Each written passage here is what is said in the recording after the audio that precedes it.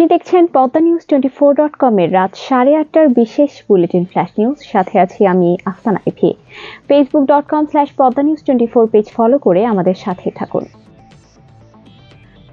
৪৯,৭০,৩৮৮ জন নতুন ভোটার নিবন্ধনের জন্য তথ্য দিয়েছেন বলে জানিয়েছেন নির্বাচন কমিশনের সচিব আখতার আহমেদ। এছাড়া ভোটার তালিকা থেকে বাদ পড়েছে প্রায় 15.5 লাখ। ভোটারদের তথ্য ডাটাবেজে সংরক্ষণ করা হচ্ছে। মঙ্গলবার শেষ হয়েছে বাড়ি বাড়ি গিয়ে ভোটার তালিকা হালনাগাদে তথ্য সংগ্রহ কর্মসূচি। ইসি সচিবালয়ের গণমাধ্যমকে বলেন, এবার ভোটার বৃদ্ধির হার 2.44%। নতুন ভোটার 1.45 হারে বেড়েছে এবং মোট বৃদ্ধির হার 3.9%। মৃত ভোটাররা বাদ পড়েছে 15,23,000। যারা এই প্রক্রিয়ায় বাদ পড়েছেন তারা স্থানীয়ভাবে সরাসরি রেজিস্ট্রেশন বা ইসিতে ও অনলাইনে রেজিস্ট্রেশনের মাধ্যমে অন্তর্ভুক্ত হতে পারবেন বলে জানিয়েছে ইসি সচিব আখতার আহমেদ। রাষ্ট্রদ্রোহের মামলায় গ্রেফতার বাংলাদেশ সম্মিলিত সনাতনী জাগরণ জোটের মুখপাত্র চিন্ময় কৃষ্ণ দাসের জামিন প্রশ্নে রুল জারি করেছেন হাইকোর্ট। তাকে কেন জামিন দেয়া হবে না তা জানতে চেয়েছেন আদালত। 2 সপ্তাহের মধ্যে সরকারকে জবাব দিতে বলা হয়েছে। মঙ্গলবার বিচারপতি আতোয়ার রহমান ও আলী রেজার হাইকোর্ট বেঞ্চে চিন্ময় কৃষ্ণ দাসের জামিন আবেদনের শুনানি শেষে রুল জারি করা হয়। চিন্ময়ের নেতৃত্বে চট্টগ্রামে সনাতনী সম্প্রদায়ের বড় সমাবেশ হয় গত 25শে অক্টোবর। এর কয়েকদিন পর গত 31শে অক্টোবর তার বিরুদ্ধে জাতীয় পতাকা অবমাননার অভিযোগে রাষ্ট্রদ্রোহের মামলা হয়। গত 2 জানুয়ারি চট্টগ্রামের মহানগর দায়রা জজ আদালত চিন্ময় কৃষ্ণ দাসের জামিন আবেদন নামঞ্জুর করেন। এরপর হাইকোর্টে জামিন আবেদন করেন চিন্ময়।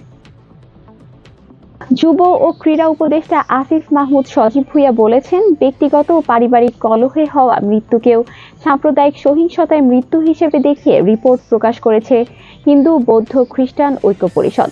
মঙ্গলবার নিজের ভেরিফাইড ফেসবুক আইডিতে এক পোস্টে তিনি কথা বলেন। পোস্টে লিখেন, তাদের এসব বিভ্রান্তিকর রিপোর্টের উপর ভিত্তি করে ভারতীয় মিডিয়ায় প্রতিনিয়ত গুজব ছড়ানো হচ্ছে, অথচ পরিস্থিতি সম্পূর্ণ বিপরীত। বাংলাদেশের সকল ধর্মের মানুষ মিলেমিশে বাস করছে। সোমবার ঢাকার ফরেন সার্ভিস একাডেমিতে ব্রিফিংয়ে প্রধান উপদেষ্টার প্রেস উইং বলেছে, ছাত্র জনতার গণ অভ্যুত্থানের পর 4.5 মাসের সাম্প্রদায়িক সহিংসতায় 23 জনকে হত্যার যে তথ্য হিন্দু, বৌদ্ধ, খ্রিস্টান ঐক্য পরিষদ দিয়েছে সেগুলো পুলিশের মাধ্যমে যাচাই করা হয়েছে। 22টি ঘটনায় সাম্প্রদায়িক সহিংসতার কোনো সম্পর্ক নেই।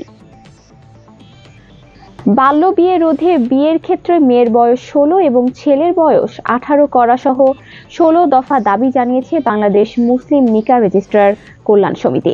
মঙ্গলবার জাতীয় প্রেস ক্লাবের সংবাদ সম্মেলনে এসব দাবি জানানো হয়। সম্মেলনে লিখিত বক্তব্য পাঠ করেন সমিতির নির্বাহী সভাপতি অধ্যক্ষ ডক্টর গোলাম কিবরিয়া। বলেন, নিকাহ রেজিস্ট্রারদের সুরক্ষা আইন প্রণয়ন করতে হবে এবং নিকাহ রেজিস্ট্রার অস্থায়ী নিয়োগ বন্ধ রাখতে হবে। নিকাহ রেজিস্ট্রার নিয়োগের জন্য নতুন কমিটি গঠন করে প্যানেলের মাধ্যমে নিয়োগ প্রক্রিয়া চালু করতে হবে।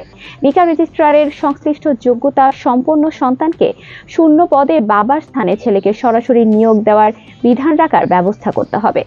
নিকাহ রেজিস্ট্রারদের শিক্ষাগত যোগ্যতা আলিম পাশের পরিবর্তে কামিল করতে হবে।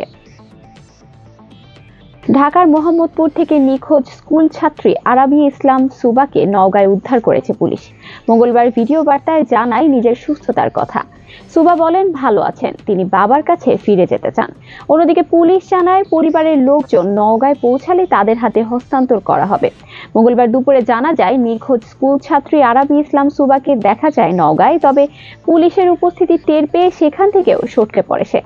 মোহাম্মদপুর থেকে সংগৃহীত বিভিন্ন সিসি ক্যামেরায় ছবিতে দেখা যায় এক ছেলের হাত ধরে ঘুরছে 6ষ্ঠ শ্রেণীর ওই ছাত্রী। পরে সেই ছেলের বাড়ি নওগাঁয় চলে যান। টিকটকের মাধ্যমে সুবার সঙ্গে সেই যুবকের পরিচয়, এরপর তাদের মাঝে প্রেমের সম্পর্ক গড়ে ওঠে।